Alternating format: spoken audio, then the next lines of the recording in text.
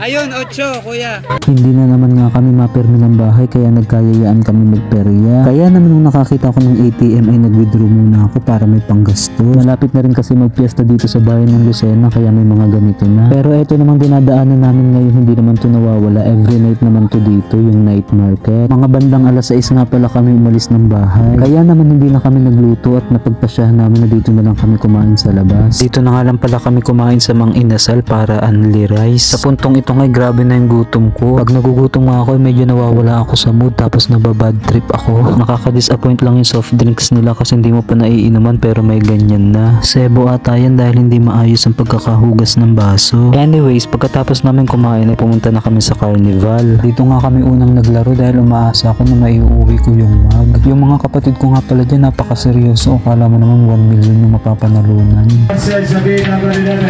Ayun, 8, kuya.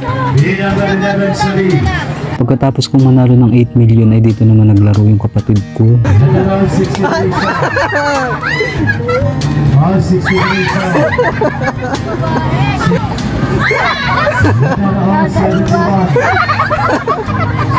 Wait, magkano taya? 25. Masaya na ako. Isa pa. Pagkatapos ng mga matanda, yung mga bata naman ang sumubok. Dalawa yung kamay mo parang si Cardo. Yan. Ginagalingan nga niya dahil siya naman doon papalit kay Ibana sa Batang Quiapo. For the bubbles. Marami nga rin pala ditong iba't ibang rides. May frisbee, meron ding Ferris wheel. Totoo lang hindi naman nakakatakot yung mga ganitong rides dito sa mga perya-perya. Mas nakakatakot dito yung safety. Ewan ko, may trust issue ako sa mga gantong sasakyan sa mga perya. Naaalala ko yung mga nakiki-MJS ng mga nalalaglag sa Ferris wheel. Pero dahil ayaw nating maging KJ, sasakay tayo sa isa dito sa mga rides. Dito nga namin napiling sumakay dito sa Dragon Coaster. Masaya din naman kahit hindi siya ganun ka-intense. Ang goal naman dito ay mapasaya natin yung mga bata. Tayo kasi mga matatanda, ang hirap na nating pasayahin. Ako kasi nagpapasaya na lang sa akin pera.